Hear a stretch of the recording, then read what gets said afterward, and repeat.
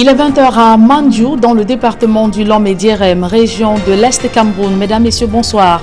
Bienvenue au 20h bilingue sur Equinox Télévision. Innocent Nazé, good evening. Bonsoir, Julien Bert. Good evening to you as well, viewers. Thanks for joining us till this 8 p.m. bilingual newscast. On Equinox Television, in a lone top story, 5 children have missed death in Konsamba in the Mungo division of the Littoral region of Cameroon after harvesting and consuming bad species of mushroom they harvested in the farm.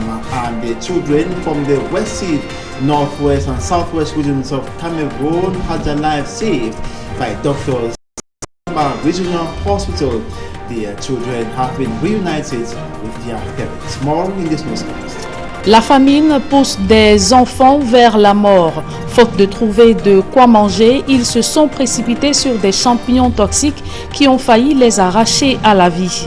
Les victimes sont des déplacés internes qui ont fui la guerre dans les régions du nord-ouest et sud-ouest. Voilà pour le sommaire.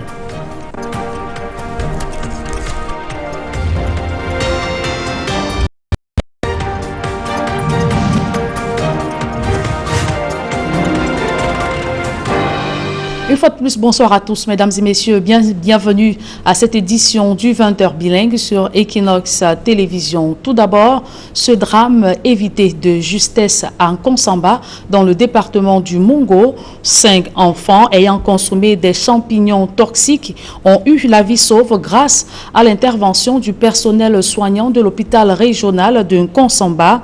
Les victimes qui fuyaient la guerre dans les régions du nord-ouest et sud-ouest éprouvaient des difficultés à se nourrir. On fait le point dans ce reportage de Cyril Diemba, Flavien Valondongo. En Konsamba, chef-lieu du département du Mungo, région du littoral, 5 enfants d'une même famille ont frôlé la mort après avoir consommé du champignon toxique. Ils sont allés au champ chercher les champignons. Aujourd'hui, du champ maintenant, ils ont mis les champignons, ils ont préparé. Donc lui qui a beaucoup coûté, comme ce qu'il préparait, c'est lui alors qui était grave. Oh, c'était un mauvais champignon. Il s'est en train de vomir, il chiait, il vomissait, il chiait.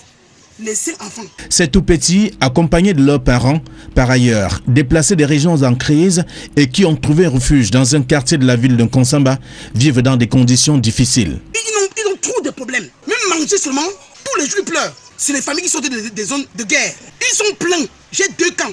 Il y a un camp ici, un au Jean 23. Conduits à l'hôpital régional de Konsamba, presque en état de détresse, ces adolescents payent ainsi le prix d'une souffrance alimentaire dont ils font face depuis leur arrivée dans le Mungo.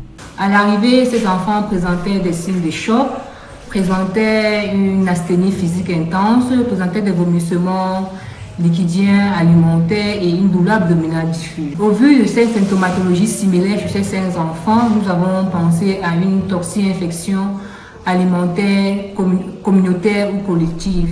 Toujours prompte à soutenir des cas indigents, le directeur de l'hôpital régional de Konsamba a tout de suite instruit une prise en charge gratuite de ces enfants victimes d'une intoxi-infection alimentaire. Nous avons tout d'abord réhydraté ces enfants en plaçant des voies veineuses à l'aide du sérum salé pour la réhydratation. Nous avons administré à ces malades des antidouleurs, notamment du travail injectable, des antispasmodiques, du spasmone injectable. Et nous avons donné à ces enfants un antidote qui sont des substances destinées à neutraliser les effets du poison, notamment de l'atropine selon le poids de ces enfants. Au terme de 24 heures de prise en charge, les 5 enfants ont retrouvé la santé et surtout retourné à leur lieu d'habitation dans un environnement où promiscuité et famine se tutoient au quotidien. Fin de parcours pour un gang de présumés malfrats spécialisés dans des cambriolages et vols à main armée. Il vient d'être interpellé par les éléments de la brigade de gendarmerie de Mandjou dans la région de l'Est Cameroun. Le récit des faits, c'est avec Benjamin Sam. Ils sont 3 jeunes âgés entre 18 et 22 ans. Ils viennent d'être interpellés par les éléments de la brigade de gendarmerie de Mandjou. Ces présumés malfrats ont cambriolé ces dépôts de boissons situés au carrefour Batouri. Ils ont essayé de percer le derrière et ils ont buté net au niveau du coffrage. Alors ils sont revenus sur la porte en arrière. Ils ont eu à cisailler où c'était avec la pince Monseigneur ou avec quoi. Ils sont entrés. Ils ont porté deux écrans placement de 43 puces et 2 ordinateurs. Et entre ce temps, avec les jus et les produits Guinness aussi. Personne des trois suspects n'a nié les faits. Aux aveux, ils étaient au nombre de 5. Nous n'avons pu que récupérer 3. Les 2 autres sont en cavale. Il y a quelques mois, c'est un trafiquant de stupéfiants qui avait été arrêté. L'arrondissement de Mandjou est au cœur de l'insécurité. Seulement, cette unité de gendarmerie peine à se mouvoir totalement sur le terrain. Facilement le renseignement. Et bien même quand ils veulent donner ces renseignements, c'est pour essayer de dissuader les enquêtes. La deuxième difficulté, c'est l'effectif. Nous avons un effectif féminin plutôt. Et aujourd'hui, on ne peut pas couvrir toute la circonscription. Des moyens adéquats permettront à la brigade de gendarmerie de Mandjou de couvrir les 27 villages que compte cet arrondissement situé aux portes de la capitale régionale de l'Est. Un militaire a fait ses adieux au métier des armes.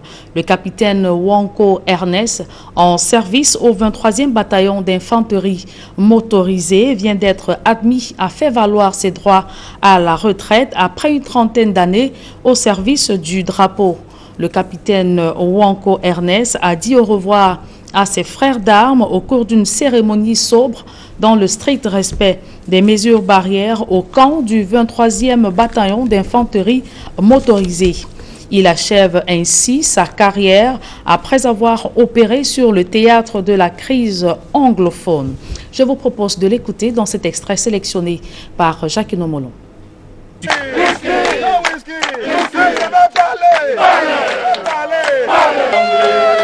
Je suis venu terminer ma carrière après avoir roulé ma bosse dans toutes les autres unités et particulièrement à la garde présidentielle où j'ai passé 31 ans.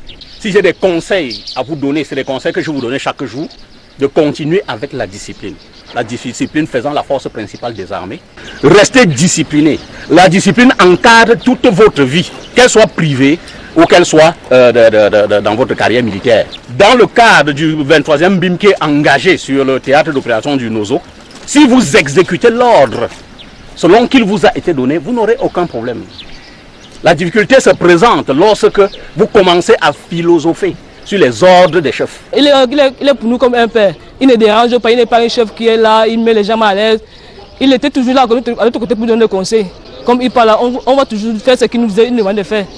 J'ai été touché par son sens d'humilité. Il m'a donné ma place de chef. Dès qu'il est arrivé, je l'ai accueilli, on est là, on a commencé à travailler ensemble et il a rempli la mission avec brio.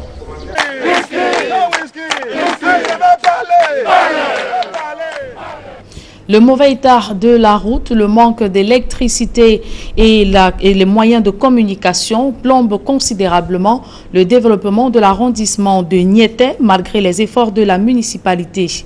Les projets sont implémentés, mais les populations peinent à en bénéficier. Joseph Abenabena. À Diap, le chef-lieu de l'arrondissement de Niété voit sortir des terres des projets sociaux et les structures de l'État qui prennent corps par le dynamisme du nouvel exécutif municipal sous l'encadrement du conseil municipal. Mais ce dynamisme est plombé par le mauvais état de la route, le manque de courant électrique et d'autres moyens de communication. Depuis 14 mois, nous n'avons pas d'électricité. Ici, ne fait pas de vivre dans cette atmosphère ou même travailler dans la mesure où il faut faire fonctionner les groupes électrogènes où le coût du gasoil est assez onéreux. Nous n'avons pas de réseau, nous n'avons aucun réseau de communication, nous n'avons pas de route, nous sommes complètement excentrés et parfois, comme je le disais, il y a des nouvelles qui nous parviennent de la préfecture. Il nous est absolument impossible d'être au courant de telle ou telle réunion à temps parce qu'il n'y a pas WhatsApp, il n'y a pas Internet, il n'y a pas de téléphone. Tous les réseaux sont complètement inexistants et en plus, il n'y a pas de route. Vous savez qu'à ce moment précis, la mairie de Niété n'a pas de véhicule.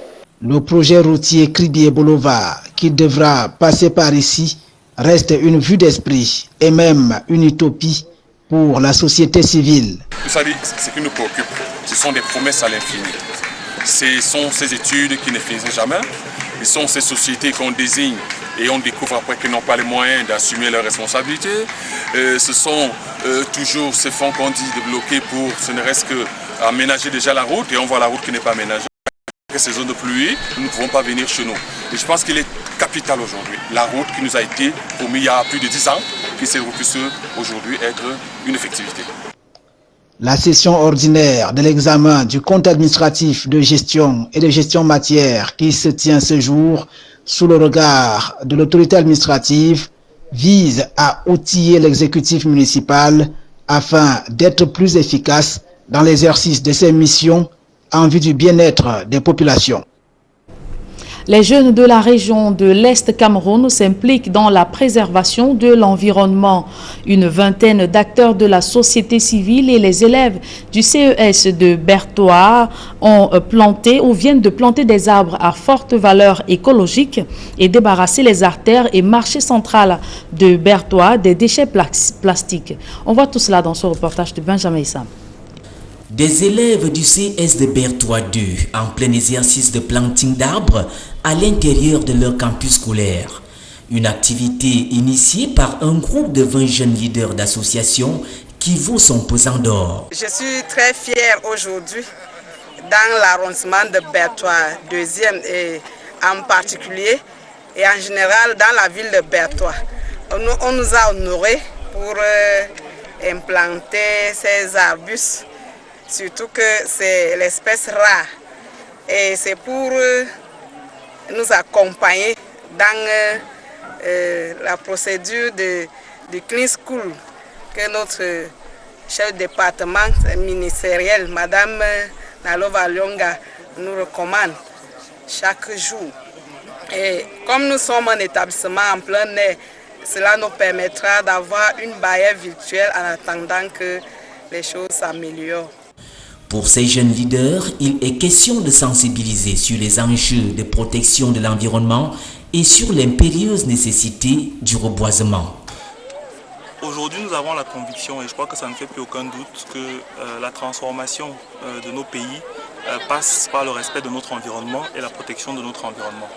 Alors, il était important aujourd'hui, s'agissant du Cameroun, 64% de la population camerounaise sont des jeunes de moins de 25 ans. Donc il était important aujourd'hui pour nous d'être ici, dans cette région de l'Est, dans cette ville de Bertois, pour sensibiliser la jeunesse camerounaise à cette nécessité, cette impérieuse nécessité de protéger notre environnement. Transformer notre pays ne pourra se faire qu'en protégeant notre environnement et en s'assurant que nous construisons une trajectoire de développement durable. Le choix des Bertois en pleine région forestière adhère aux objectifs de développement durable des Nations Unies pour l'agenda 2030. On choisit la ville de Bertois et la rejoindre de l'Est, compte tenu de son potentiel, de sa biodiversité, avec un rêve et un souhait qui est de pouvoir faire de Bertois, à horizon 2030, la capitale verte du Cameroun. Et je crois que c'est à ce prix aussi que notre pays pourra se développer et pourra atteindre ses objectifs de développement. Les mêmes jeunes leaders d'associations ont sillonné rues et marchés de Bertois, sensibilisant sur une meilleure gestion des déchets plastiques. L'association Okwelians a commencé ce jour par une séance de marche utile à travers le ramassage des déchets plastiques dans les artères de la ville de Bertois 2e. Et c'est l'occasion pour moi de lancer un appel aux investisseurs, n'est-ce pas, qui peuvent venir s'installer dans notre arrondissement pour la transformation de ces déchets qui sont recyclables. Reste que les municipalités intègrent dans leur programme la gestion des déchets plastiques et s'engagent à reboiser au moins 12 millions d'hectares préconisés par l'agenda 2063 de l'Union africaine. C'est avec ce reportage de Benjamin Issam que nous mettons un terme à la première partie de ce journal. La seconde est en langue de Shakespeare. Avec vous, Innocent Azé. Good evening once again. Merci Julien, une fois de plus. Bonsoir. Good evening once more to your viewers. Thanks for staying with us. We begin with news. Mungo division of the Litowa region to see 5 children in the same family in Kongsamba, chief town of the Mungo division of the Litowa region, almost died after consuming bad species of mushroom they harvested in the bush. The one whose condition went worse was he who first tasted and ate much of the mushroom they prepared. The children, according to a local, are from the conflict-hit northwest and southwest regions with their parents and are seeking refuge in Kongsamba. Poverty and hunger almost claimed the lives of the children. A local says, stressing they always complain of hunger. All of them vomited everything in their stomach, going weak and helpless. Their lives were saved by doctors in the Kongsamba Regional Hospital, who quickly took charge of them. While in the hospital, they kept vomiting particles of food and liquids. They were attended to and revived free of charge upon instruction from the director of the Kongsamba Regional Hospital. All the 5 children finally recovered and reunited with their parents as they continue seeking refuge in Kongsamba, chief town of the Mungo division of the Litowa region. We now want to talk something else, this time in Bangem, where the Mbombots population in the subdivision, that's in the Kupe-Manungoba division of the southwest region, have been given a special deputy mayor who is expected to pilot development of the enclaved locality. Though Bangem is doing fine, according to the mayor, Mbombots being part of it is sick in terms of infrastructural development, no water supply and electricity. The mayor of Bangem and other municipal authorities believe the special deputy mayor will ensure Mbombots has good passable roads, schools, hospitals, water and electricity, just like any other locality in the Bangem municipality. Take a listen to the mayor of Bangem, Christophe Ekongwe, and the 4th deputy mayor, Richard Ekome. The following excerpt. It's changing. The moment you enter Bangem, the squares, you see that there's a change. The Bangem municipality has an area which is very, very difficult to access. The Mbogmut land, to go there from here, it's hell, it's not easy, and to leave from there and come here is not easy. So since the law made that provision that if you have a community like that within the municipality that has difficult access to the services of the council, we can elect a special deputy from amongst the councillors that are from that area. Yeah, the Mbombots population is very happy to have been given the place of a special deputy mayor in Bangem municipality. The problem is because Mbombots is highly enclaved, no water, no roads, no electricity. Now this special deputy mayor will take the grievances, will take the problems of the people of Mbombots to the mayor, to the council, so that easily these things can be addressed. Yeah. These things can be addressed. That is why the people consider the election or the election of a special deputy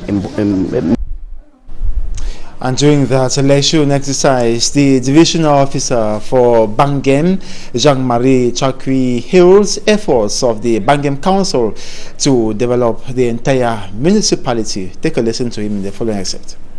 Yes, I think that we are very satisfied with what has been done so far as Bangem Council is concerned. You can see for yourself in town new buildings.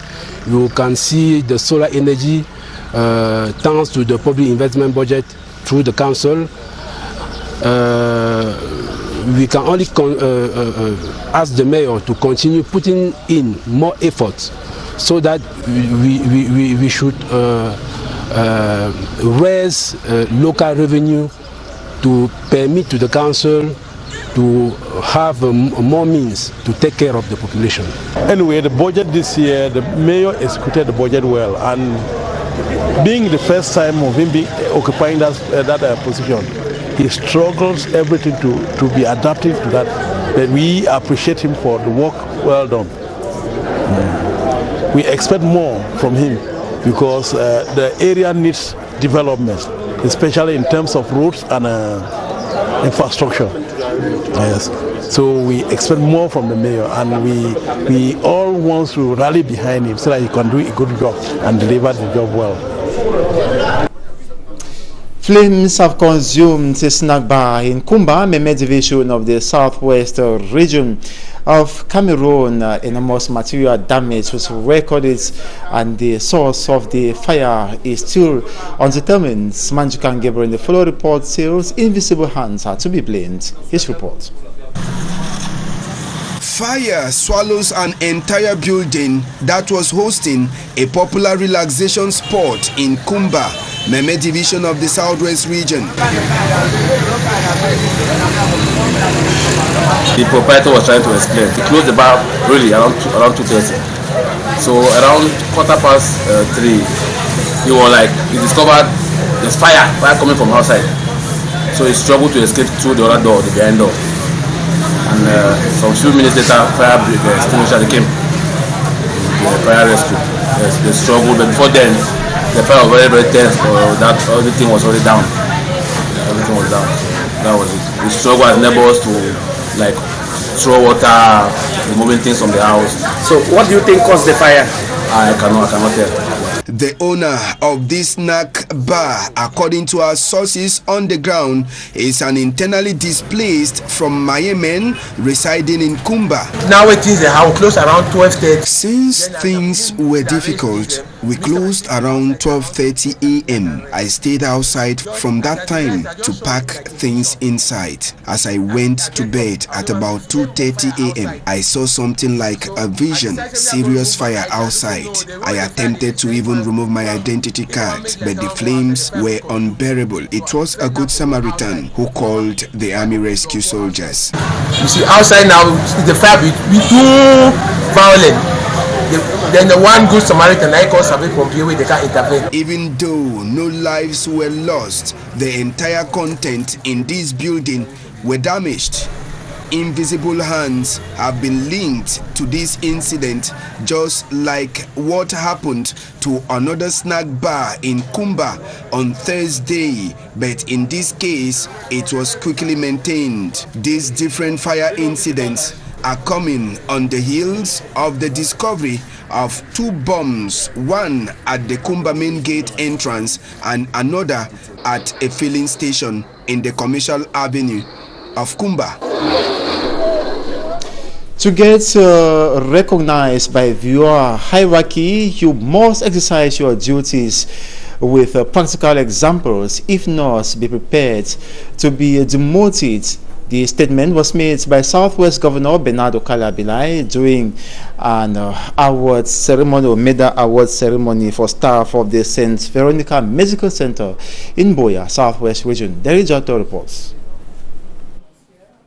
Southwest Governor Bernard Okalia-Bilai says being practical remains the only way to gain recognition from your hierarchy. I, as governor, am also performing my official duties so as to continue to deserve the confidence of my employer, the state of Cameroon, and teaching by practical examples.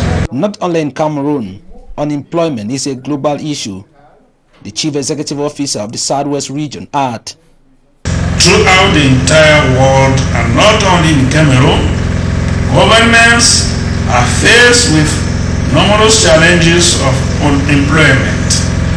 Under these circumstances, we must each take our jobs seriously and put in every effort to continue to deserve the confidence and chance given to us by our respective employees. Officiating a medal award ceremony for staff of the St. Veronica Medical Center in Boya, Governor Bernard Okalia-Bilai promised to duly report to the various ministries concerned on these medical center strives.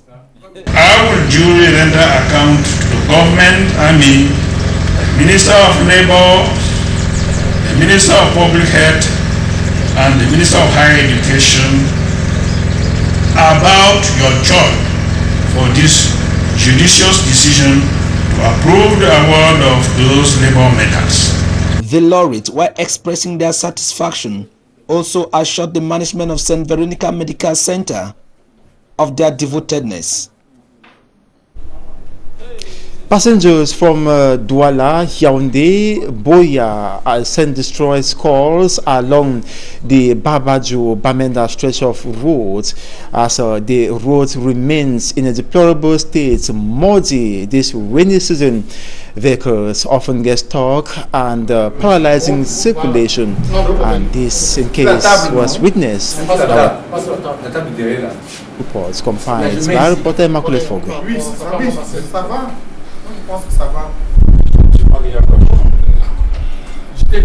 Expressed on the faces of passengers getting in and out of the town of Bamenda, chief town of the Northwest region. The muddy and slippery nature of the Matazam Road obliges them to stay on the same spot for several hours. The coming of the rains has further worsened the nature of the road. With the aid of a caterpillar, some of the stuck vehicles are removed from the potholes. According to some of the passengers, the situation has forced them to miss out their scheduled appointments.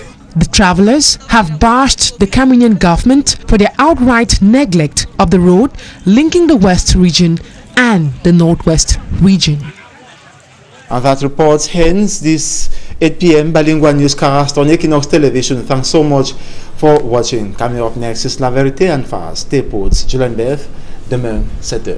Rendez-vous demain 7h s'il plaît à Dieu. Innocent Nazé, mesdames et messieurs, merci d'avoir suivi cette édition bilingue du journal. Ne manquez surtout pas votre programme dominical La Vérité en face avec comme invité Albert Zongan, conseiller du président national du mouvement pour la renaissance du Cameroun. Bonne suite des programmes sur la meilleure des télévisions.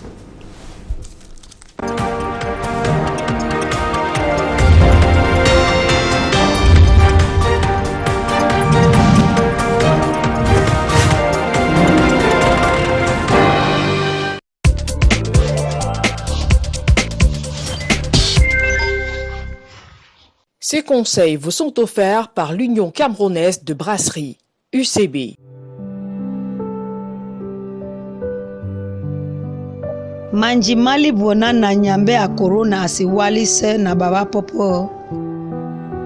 Umake etite na madina sopi.